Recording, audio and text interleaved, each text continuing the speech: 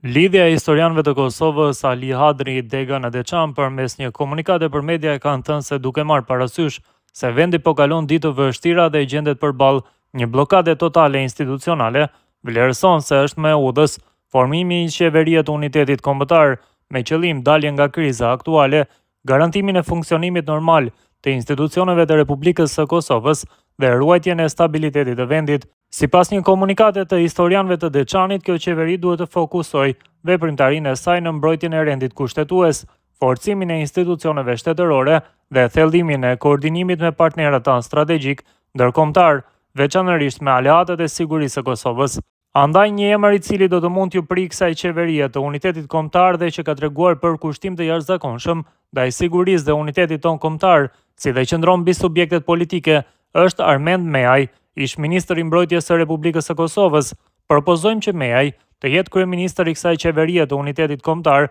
me mandat një vjeçar, me fokus miratimin e buxhetit të vendit, zgjidhjen e ngërçit institucional, sa i përket presidencës dhe organizimin e zgjedhjeve të reja pas një viti, si rruga më e drejtë, më e matur dhe më shtetformuese për garantimin e stabilitetit politik, institucional dhe ekonomik të Republikës së Kosovës. Është me rëndësi të theksohet se Meaj ka dëshmuar afërsi dhe bashkëpunim të ngushtë me aleatët tanë amerikan dhe europian dhe si i tillë ai gëzon vlerësim të jashtëzakonshëm, si nga faktori vendor, ashtu edhe nga ai ndërkombëtar. Po ashtu Meaj ka treguar se nuk ka interesa, qëllime apo ambicie personale politike, por vullnet të sinqert për t'i shërbyer shtetit dhe interesit kombëtar. Kjo qasje e tij parimore bën që ai të respektohet nga të gjitha partitë politike dhe nga mbar opinioni publik. Në përbërjen e kësaj qeverie të unitetit kombëtar, emrat e ministrave duhet të ndahen në mënyrë të barabartë, 50% nga subjektet politike dhe 50% nga sfera akademike dhe profesoratit universitar, duke siguruar profesionalizëm,